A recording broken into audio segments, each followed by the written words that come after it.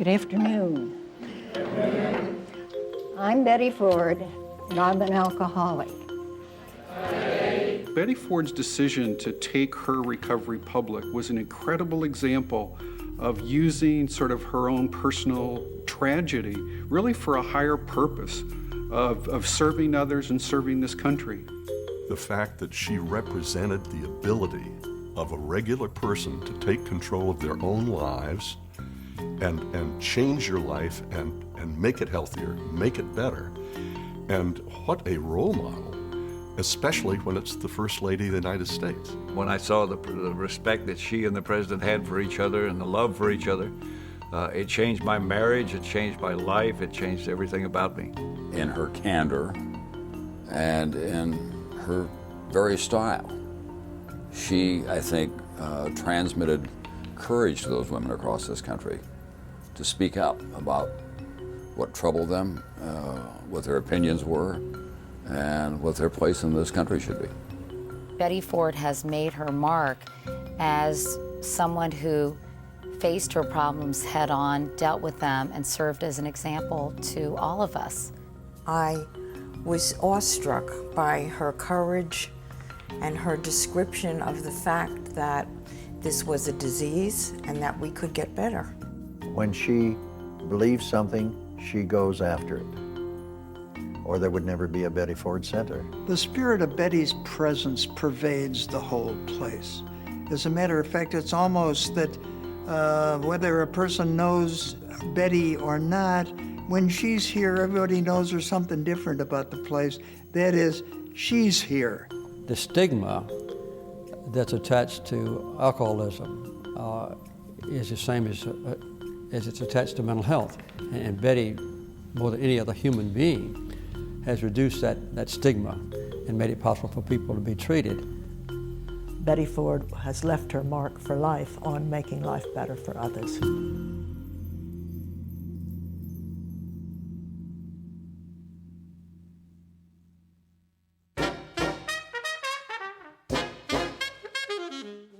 Betty Bloomer is my oldest and dearest friend. We met when we were 8 years old at dancing school. She was always the prettiest, she was always the best dancer, and the most remarkable thing about Betty is that of all the people I have ever known, she is the only person of whom no unkind word has ever been said. Beautiful, graceful, and athletic, Betty Bloomer was the belle of Grand Rapids. My dad used to tell stories about, he'd go over to see her, and as he was walking in one door, another one was walking out the back door. So she was very popular, from what I understand. By the time she met Gerald Ford, the most eligible bachelor in Grand Rapids, Betty had already spent a year dancing with Martha Graham in New York and had been married and divorced. Ford was a lawyer, but had other plans he was keeping to himself. When Mom said yes, she would marry Dad, he said, I got a secret. I can't tell you. And she said, didn't know what it was. And the secret was he was going to run for Congress. And she swears to this day, if she'd known she was going to marry a politician, she would have said no. But a politician's wife is what she became. While her husband served in Congress, Betty was at home raising their 4 children. She was certainly the parent who was around most to crack the whip, discipline us, those kinds of things. And so to her fell the tougher role. In our household, Dad was on the road a lot, at least 100 nights a year. Mom was the one that was home making sure we got our homework done, got to football practice, saw the dentist, all those kind of things. I shall resign the presidency effective at noon tomorrow. August 9, 1974, Richard Nixon became the only president in our nation's history to resign. After 26 years as a congressman's wife, Betty Ford was thrust into the national spotlight. Mr. Vice President, are you prepared to take the oath of office as President of the United States? I am, sir. I used to walk by the White House just like everybody else, and I'd look through the gate and wonder what the heck they do in there. And then nobody could have told me the events that were going to happen in history in the next 10 months, Agnew resigning, Dad becoming vice president, Nixon resigning, that would catapult us overnight to the White House. Suddenly, the family was under the scrutiny of an entire nation. People were fascinated by the new First Lady's clothes, her hair, and her candor. I do not believe that being First Lady should prevent me from expressing my ideas. Less than 2 months after becoming First Lady, the country learned about another side of Betty Ford, her courage. She had been diagnosed with breast cancer and bravely revealed that to the world. My husband had only been in office for about 6 weeks when my cancer was diagnosed.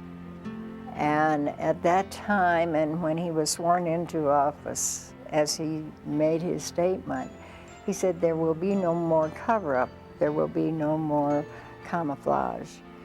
And we discussed it as a family that maybe the best thing to do was be absolutely forthcoming and say, my wife has had a mastectomy, she had cancer and she's had a mastectomy. People have a hard time remembering this now, but before Betty Ford, breast cancer was kind of a dirty little secret in America. Women didn't talk about it. Families didn't get involved in the treatment of it. We didn't deal with it much on television news. She changed all that. One day like that, and the next day I was in the hospital. And I thought, there are women all over the country like me. And if I don't make this public, then their lives will be gone. They're in jeopardy. And I think it did a great deal for women as far as the cancer problem is concerned. This was a revelation. It really had never happened before. And with it, she began a movement of patient empowerment, advocacy, information, and a real desire to create a prevention and a cure of this disease. Typical, consistent, I think, for Mrs. Ford was that she just went public, as always, with Betty Ford. Tell it like it is, just be honest. And she went public and said, hey, ladies, go get checked, get mammograms, find out, you can save your own lives. That candor, first evident in the revelation of her breast cancer, became her hallmark and defined her time as the nation's First Lady. The question on abortion, that is a matter of the Supreme Court. The Supreme Court made the ruling, and the Supreme Court is the law of our land. I feel that the Equal Rights Amendment ought to probably pass. Betty Ford's comments have stirred up reaction from London to Manila. The outcry over Betty Ford's candor eventually turned to admiration, and before long her popularity soared beyond even the president's. But when Gerald Ford lost his bid for re-election, their short time in the White House came to an end. The President urges all Americans to join him in giving your united support to President-elect Carter as he prepares to assume. Betty found herself in their new home in Rancho Mirage, California, facing the most difficult transition of her life. She had left Washington, she had a life there, she had moved to California. Yes, they had friends there. She was building a house, her husband wasn't home. She was in major adjustment, very difficult adjustment. And doctors weren't saying no to her.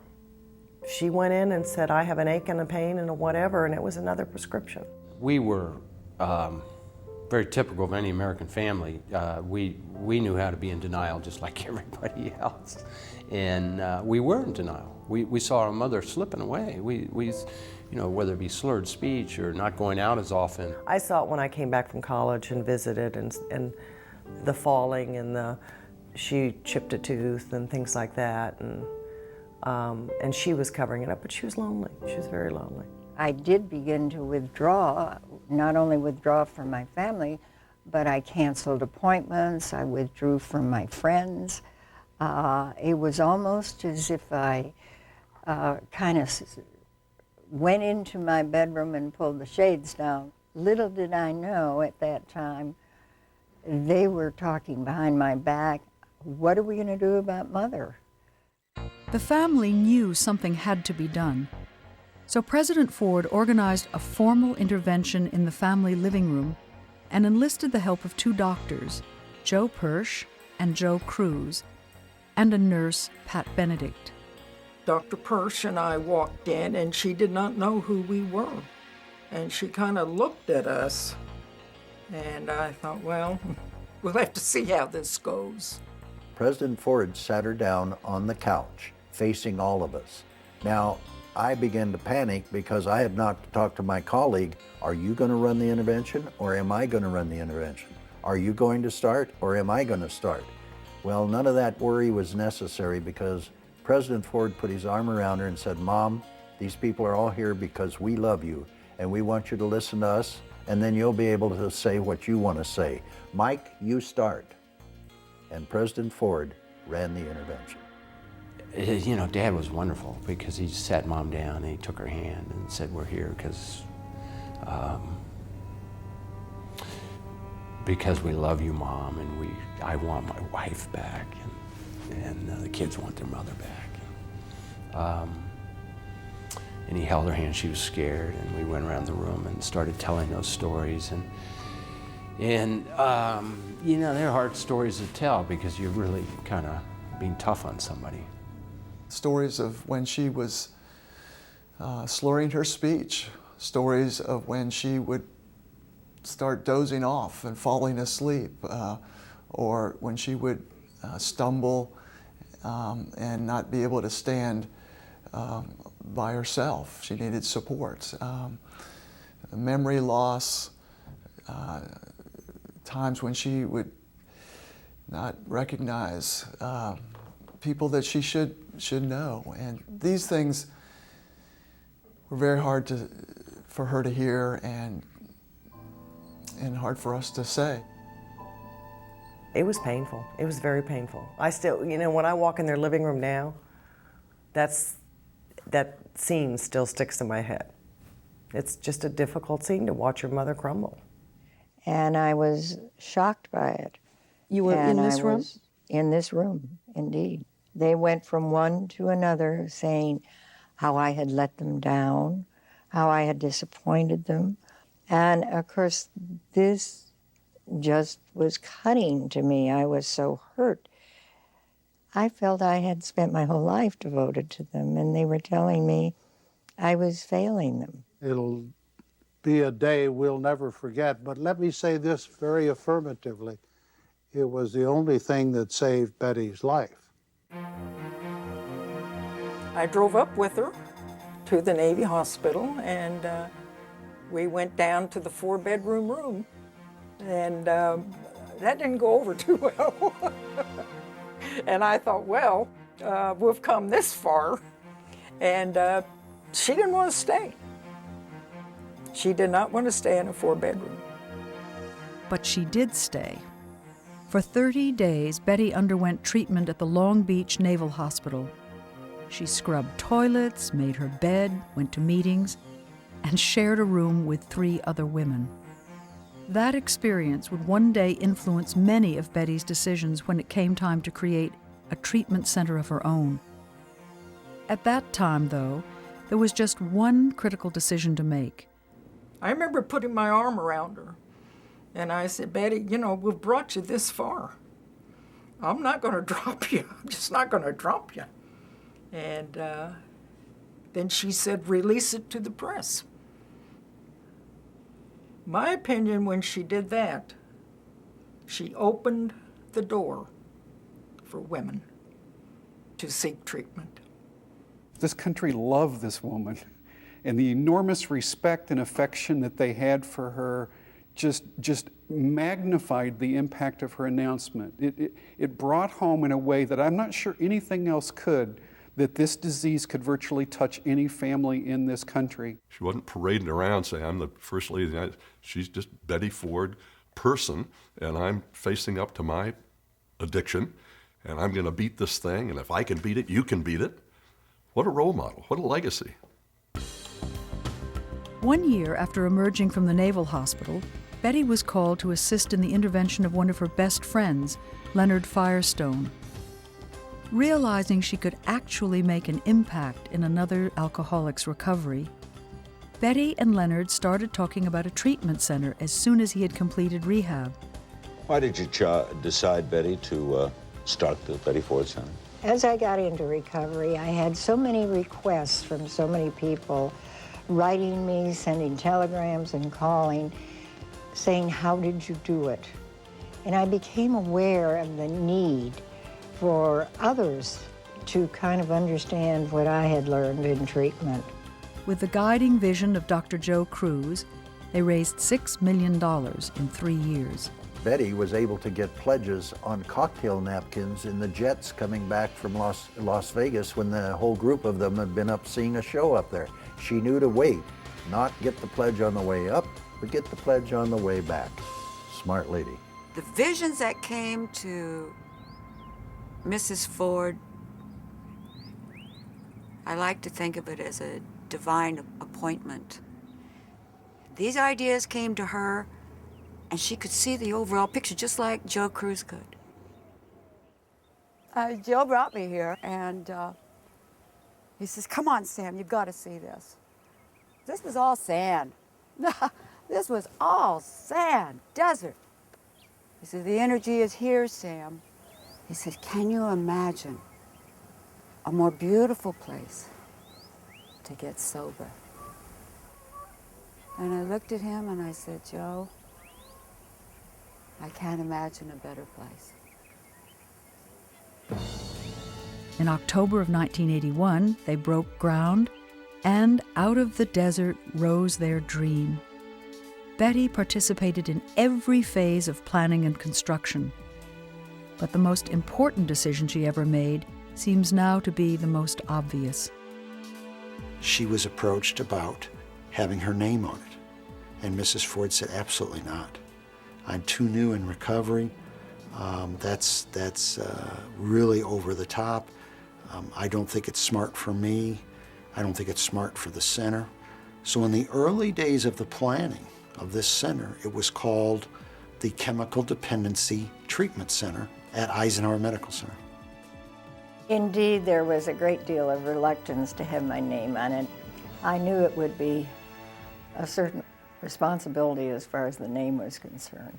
Finally, President Ford and Leonard Firestone convinced her that, Betty, you put your name on it. It will change the accessibility, the access that women need to have to get help. Betty Ford's role has been prime in this thing. Not only her name, but her presence here plays a role in the treatment of everybody that comes through here. And everything you see here is Mrs. Ford. She did the decorating, she did the choosing of the fabrics, she chose the furniture, she chose the rugs. The week before we opened our doors, she actually dragged Secret Service agents with her to Kmart because she realized walking around that we didn't have soap dishes in the patient's room. And so she went out and bought soap dishes. She was always and still is involved in what colors should be here. What do those colors say about making people feel welcome? The men and women who come here basically have no self-esteem left. How do we begin to make them feel okay about themselves? How do we restore their dignity? And Mrs. Ford correctly saw that that environment you create is part of the way you do that. After months of construction, the vision and hard work of Mrs. Ford, Leonard Firestone, Dr. Jim West, and countless others culminated on October 3, 1982, in a triumphant dedication ceremony. The Vice President of the United States and Mrs. George Bush, escorted by President and Mrs. Gerald Ford. It felt so good to be in this huge tent where all these dignitaries were, including Betty, including President Ford, including President Bush. I just felt overwhelmed with gratitude. I speak of the hard work, and she did work hard, and she expected those working with her to work hard. I remember early on, she called me about every day, Have you done this? Have you done that? Have you followed up on this? And I think it was one day, I think it may have been the second or third call she gave me. I said, damn it, Betty, I'm doing the best I can. And I thought that might get her off me, but it didn't. Mr. President, you're damn lucky you're not an alcoholic. This was a desert, rather, you know, a pile of sand out here. And we've made it come alive. But it's even going to be more alive for those people who come here for help, because there is a way for them, and there is a new life for them. We don't ever have to give up. On October 4th, 1982, the Betty Ford Center opened its doors to its first 5 patients and began the work of healing mind, body, and soul.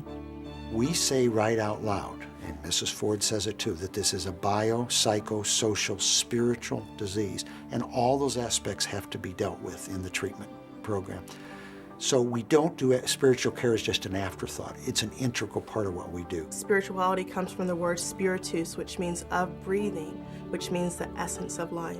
And so as we encourage patients to embrace religion, if that's what matters to them, we also encourage them to tap into their spirituality, their breath, their essence of life. Alcoholics and addicts suffer deeply from the grief and the shame and the loss of the disease, the inexorable decline, deterioration of themselves, their dignity, their humanity, their compassion, all dribbling away. And that's what is received at the gates of a treatment center, and that has to be recognized. I believe Mrs. Ford is a very spiritual person. It is seen throughout her touch on campus. When she's come and visited with patients, I've seen her love and acceptance and unconditional caring for patients all the way around. And those times when she's able to visit, it's amazing how just a hand touch from her allows people to feel connected to something greater than them.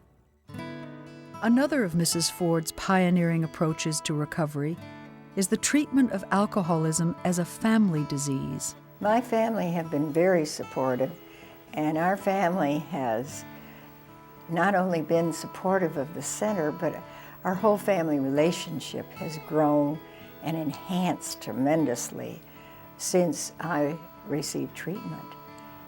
They have a great understanding of what it's all about, and we talk about my recovery, and we talk about how they're involved too. October the 4th, 1982, the first 2 men and 2 women were admitted to the Betty Ford Center. That same day, which was a Monday, we began a family program. People criticized us for that, saying, get your treatment program going first, and then 4 to 6 to 8 months you can get a family program going. And I kept standing up saying, you can't treat this disease without treating the family. To Mrs. Ford's credit, she backed that 100% and said, we're not going to open until we're ready to do family program. She had an effect right from day one. My life before I came to the center was a life of fear and shame. My family was starting to get torn apart. I was actually a happy drunk, but in a heartbeat, I go from being real happy, and I turn on you in 2 seconds. It just become mean and ugly. And at home, even when I wasn't drinking, when I walked in the house, nobody knew who was going to come in, the happy, joyous dad or the dad that was grumpy and mean and pissed off at the world. I was a real good enabler, so I just went right along with it and didn't want to stir the pot, didn't want to create any more chaos than was already there. So for me, I pulled back. I just kept trying to keep things as cool as it could, which of course now I know wasn't the best thing to do, but at the time I was very fearful. Didn't want to rock the boat, didn't want to create a question that might pull the rage out of him. If it wasn't for here, I'd be on the street somewhere probably, living in the gutter. Kathy going through the family program is a tremendous part of my sobriety. She was able to go in there and as I did, learn about the disease of alcoholism. It's been able to help her cope with me and going through what I'm going through in my sobriety, when I go up and when I go down, she understands it a whole lot better. She has an understanding of the disease. My 18-year-old daughter went through it as well. And for me, that was the hardest part, sitting across from my daughter and listening to her tell me what I've done to her, and looking at this little, at the time she was 17, and looking into her eyes and seeing this little broken, teenage girl. I mean, she just looked like a little baby to me that had been broken. That devastated me. I'm happy to say that my daughter and I get along very well now, and that relationship is being rebuilt. My wife and I, our relationship's better than it's ever been. We can communicate now. In fact, I know that we wouldn't be where we are today if it wasn't for us as a family working on the recovery process. If I would not have come to the Betty Ford Center, I would not have got sober, and had I not gotten sober, I would have lost my family. We would not be together as a family today. Mrs. Ford, I'm forever grateful for you starting this center, giving us the opportunity to be part of it, to learn about alcoholism and the disease. You've helped our family tremendously, and I thank you very much for it. If it wasn't for you and if it wasn't for the Betty Ford Center, who knows where life would take us. Early on, Mrs. Ford recognized that women in recovery face very different obstacles than men. And in 1988, the Betty Ford Center began a gender-specific treatment program for women. I wonder if there really would be a gender-specific program at the Betty Ford Center if it hadn't been for Mrs. Ford's particular commitment to providing services particular to women and addressing women's needs. Another, in the early days, a huge factor with Mrs. Ford was her increased feeling that our inpatient halls should be gender specific. We had, in the beginning, quite a few women in the program. And because we had enough women, we had their group therapy separate.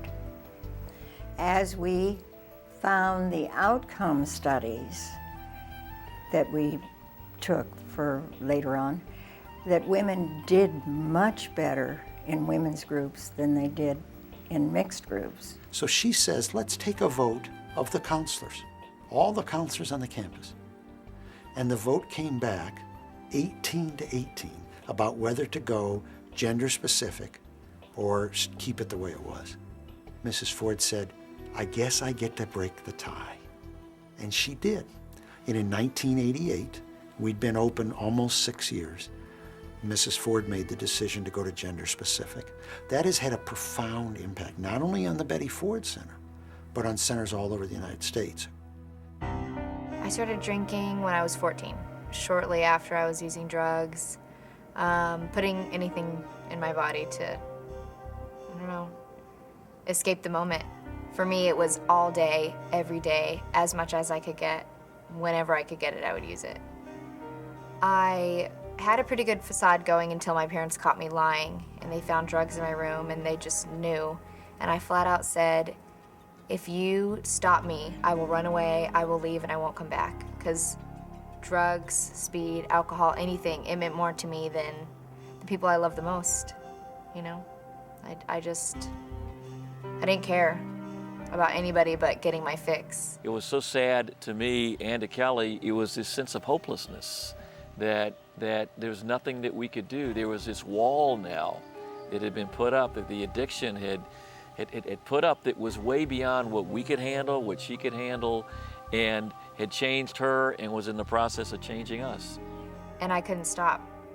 I couldn't stop even if I wanted to, even if it meant my sister's heart was broken, my brother was so disappointed, my dad, my mom would cry every day, cry every night. At times I remember feeling like I want my daughter back. This is not my daughter. I don't know who she is, but she is not my daughter, and I would have done anything to get her back. When I got here, I felt miserable. I felt like my life was over at 18. I felt like I should just not wake up because there's no point. I felt my life was over, but it really it was just beginning. I finally felt like in the meetings that I was home. Well, I'd like to talk today about the shame that you felt about being an alcoholic woman? I think it's really important that Mrs. Ford really wanted it to be gender specific, because the shame and the guilt and the feelings we feel are totally different than with the men. And I felt safe. The safest I felt was in the women's groups. When I was born, I thought everybody else got the secret of life and knew how to live life. And I forgot to get the instructions. And somehow I felt because I didn't get those instructions that I was guilty of something. The things I had thought that I've never told anybody before, they thought that. Who told them I thought that? You know, they felt how I felt. My life now is unbelievable. My family and I are closer than we've ever been. They trust me. They have their daughter back. They've never seen such a change in their daughter. You know, it's like night and day.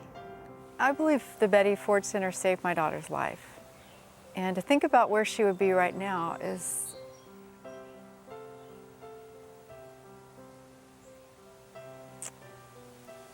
unthinkable as a parent. You know, you always grow up with dreams for your kids, and you want them to have a better life than you've had. And to not have answers and to feel like you're groping in the dark was very difficult, but to see that we had a place to take her, somewhere to go with answers. I think it saved our lives too. It's like a dream. I'm finishing design school.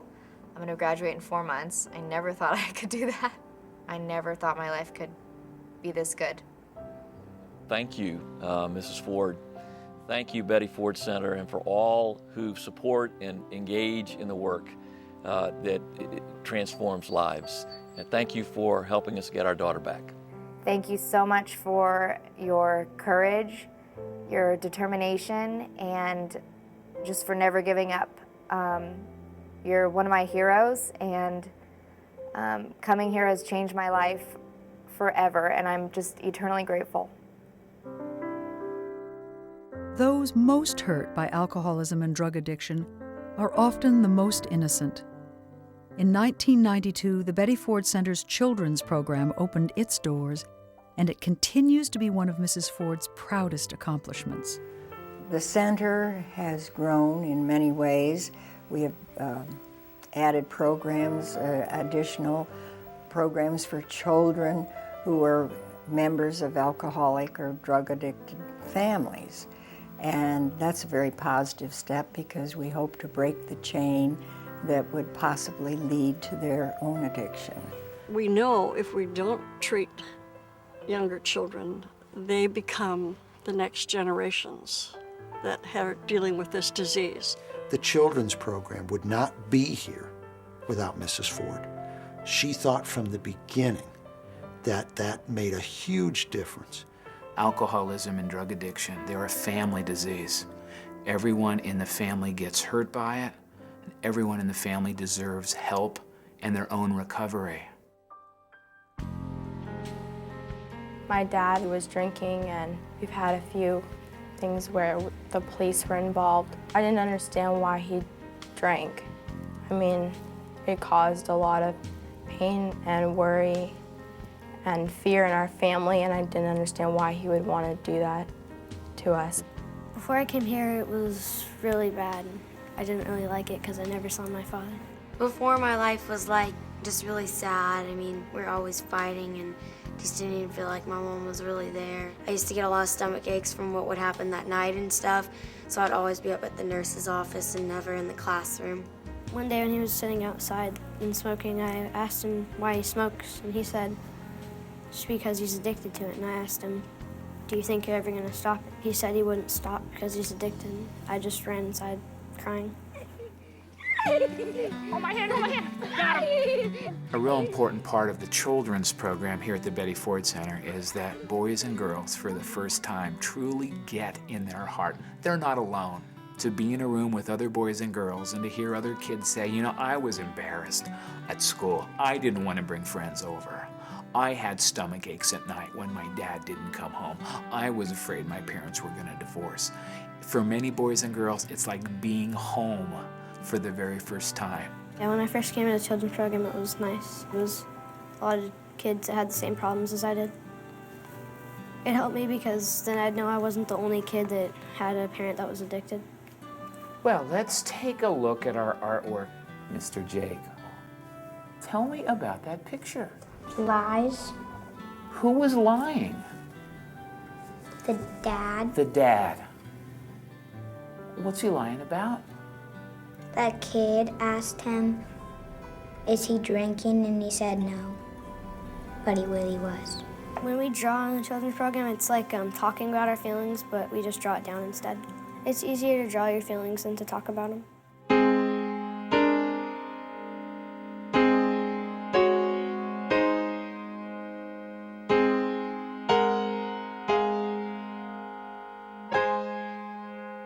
I draw pictures of like what I think addiction looks like and what addiction can do.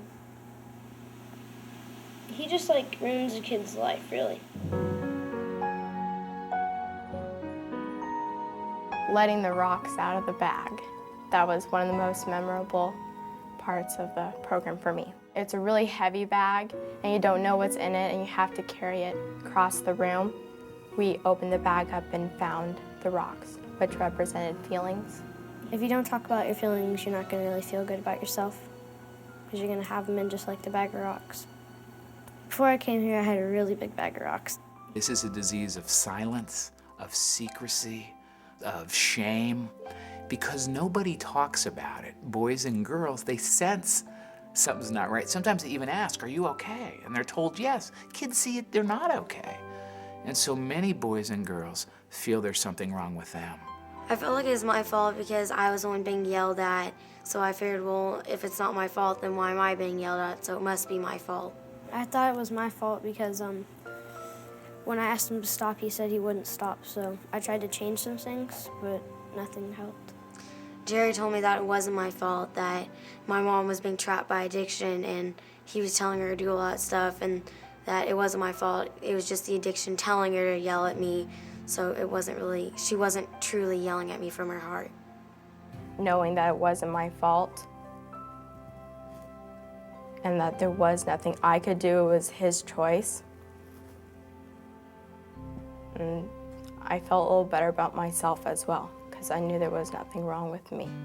Amanda, let's take a look. What does it say? Recovery is beautiful.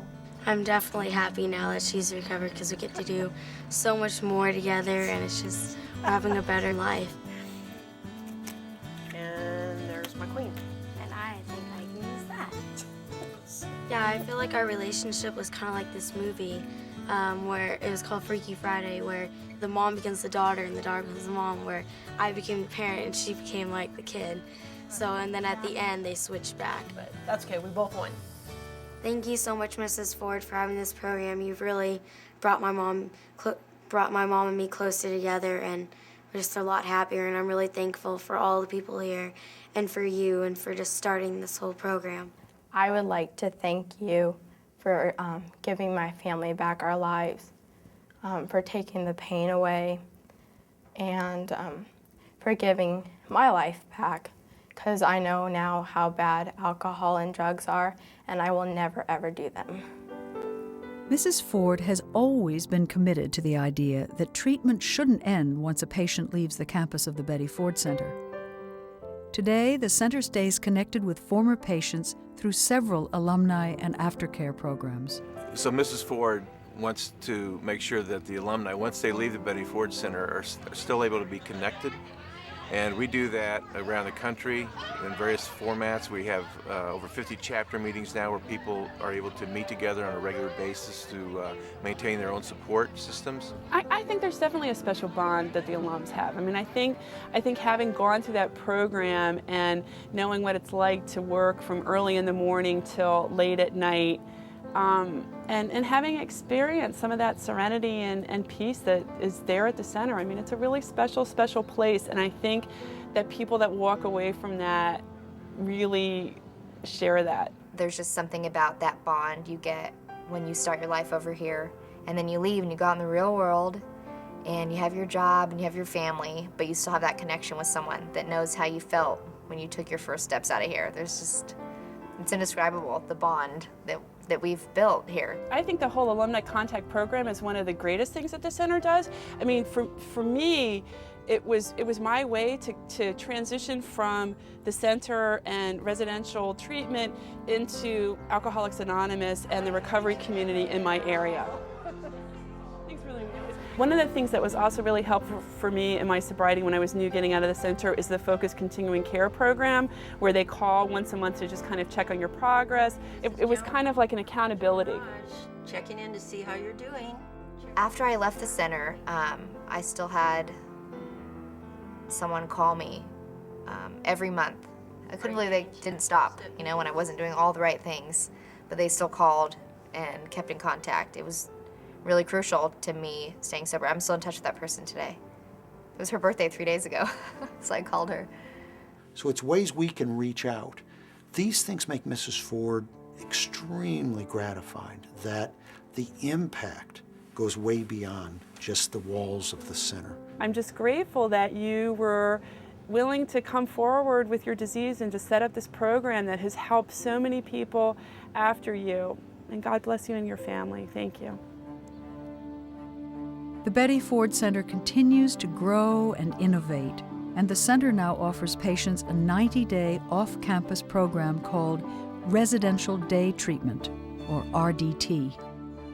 The challenge we have going forward, I think, is to begin to shift addiction treatment at the Betty Ford Center from our acute model of igniting and stabilizing recovery to really the process of sustaining and nurturing long-term recovery for years into that recovery process to reduce relapse rates.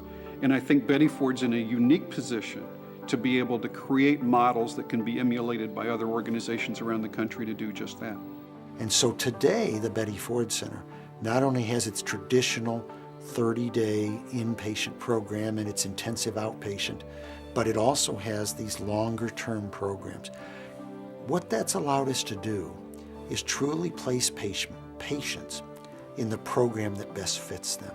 I just felt like, looking back now, I can say that the RDT program for me was the perfect venue for me to allow recovery to start working in my life. I felt like, you know, the counselors and the curriculum and the format and the venue even was the perfect combination for this alcoholic to finally gain some willingness to do, you know, what was suggested.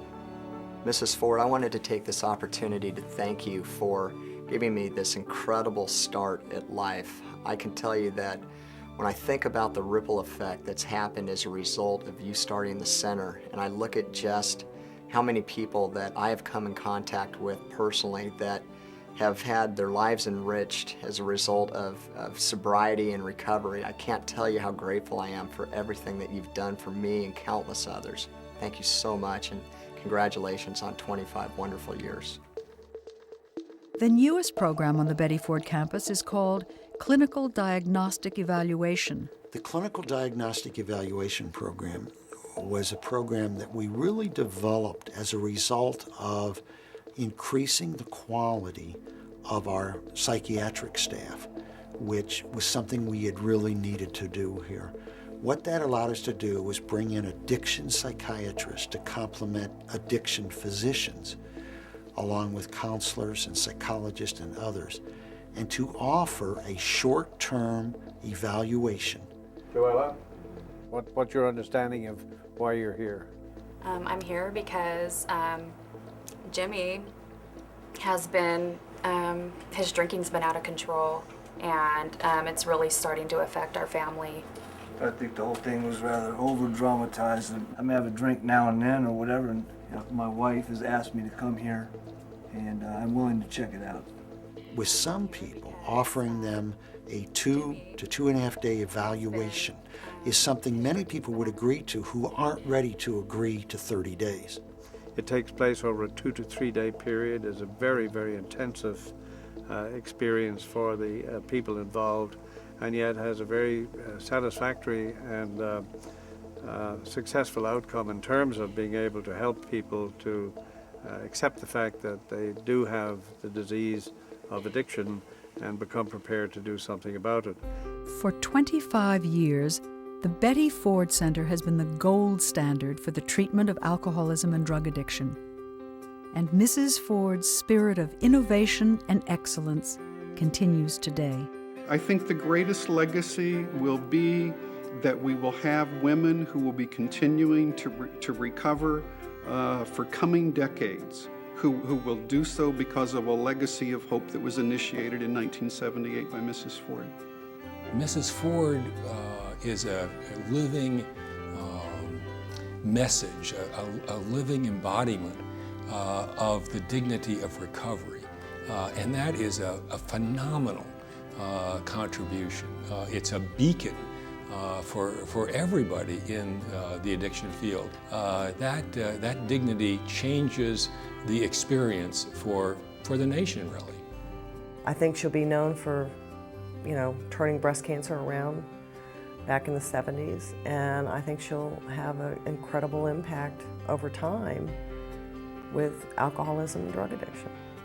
I said to people when we first opened our doors, I hope we have 5, 6, 7 years of a very healthy and involved Mrs. Ford, Betty Ford as chairman, as the involved co-founder of this center, to kind of get us going the right way and being part of everything we do. The fact that 25 years later, Mrs. Ford is still part of everything we do is amazing. And it really affects the day-to-day existence and life at the Betty Ford Center. Thank you, my dear, dear friend Betty Ford, a true pioneer who changed the face of alcoholism treatment in our world forever. You are a dear. Mrs. Ford, I think you the most courageous person I never have the opportunity to meet in my whole life, and forever I will be indebted to you. Mom, there's not enough words to thank you for what you've done for our family and what you did to change the face of alcoholism, to change hundreds and thousands of people's lives, and probably most important, what you did to change my life. I think that you have changed the pattern of women around the world by your honesty and your sincerity. You changed the way we think about breast cancer. You changed the way we think about drug and alcohol addiction. You even changed the way we think about dancers and models. In your case, they can be beautiful and highly intelligent. And I appreciate and love your passion for recovery and your commitment to the recovery process. Mrs. Ford, I just want to thank you for my new life and just want to tell you how much I appreciate all you have done for Betty Ford. And I just want to say congratulations for 25 years. Thank you for all you have done for women. And I'm one of those women who probably wouldn't be sitting here if it weren't for you and women like you who have gone before me and shown me the way. All of us could be no prouder than we are right now at what you've achieved, not on your behalf, but on behalf of the people that you've helped there at the Betty Ford Center. Congratulations, Mrs. Ford, on 25 years of recovery and excellence. You have been such an inspiration in my life, and I know in many hundreds of lives of the people who've been patients here. Betty, George and I were so thrilled to be with you when you opened the Betty Ford Center, and it has grown so hugely, and more people are better off because of you, and we both love you. And I would only add congratulations on this fantastic anniversary. You've given a lot to so many, and I expect this will continue for a long, long time. We love you. Congratulations. Your kindness, generosity, your vision, your unswerving commitment that children will have a place here at the Betty Ford Center, that they count, that they matter. For the thousands of boys and girls and the parents who've come here in the 9 years that I have been here, they can't say this right now. Allow me to say it for them. Thank you. You're such an inspiration to our family and to the rest of this country, and so we wish you all the best, and we just give you our love completely. Yes, you were the President and First Lady, but you might as well have been living next door. You've allowed so many women to seek treatment. All of your support for women's addiction treatment has been immensely valuable. You've really healed my life and many people I love around me, and I wish you all the best. Congratulations on 25 years. I want to congratulate you and everyone there at the center on the 25th anniversary and what it means in terms of what you have accomplished in helping so many, many thousands of people. Congratulations, Betty, on the 25th anniversary of the Betty Ford Center and on the so many lives that you have touched and blessed through your work there. You're an inspiration to me and to all Americans. I think especially to women, though, we all love you. Your willingness and courage to come forward and speak about this disease helped me to seek treatment, and your courage and dedication to quality care for everyone is inspiring to me. Best wishes to you for the coming years, building on the incredible success of the Betty Ford Center during this last quarter century. Thank you for your friendship and for all you've done for our country. Thank you, Mom. I love you. I'm so proud that I can do what I've done at the Betty Ford Center and take over for you. But anytime you want it back, it's all yours. I'll step down for you this time. Love ya. And Mrs. Ford, we want you to know from the bottom of our hearts that we all love you. Thank you for accepting me as a person. Thank you for all you transported and transpired to me, showed me how to conduct myself with class, if I can do that as a gentleman. The world as a whole is a much better place for your courage in standing up for recovery. Thank you very much. Mrs. Ford, if I could speak for all the children and all the families that have received help here, my heart would be so full to thank you. Mrs. Ford, I know that I speak for millions of Americans in saying thank you for being who you are, for being as honest as you have been about your life experiences, and about using those as a platform to help millions of Americans make their own lives better. Betty Bloomer, whoever thought that I would be here with you at a time like this? Bless your heart for being my friend through thick and thin all these 81 years. Congratulations, Mom. We love you. Thank you, Mrs. Ford.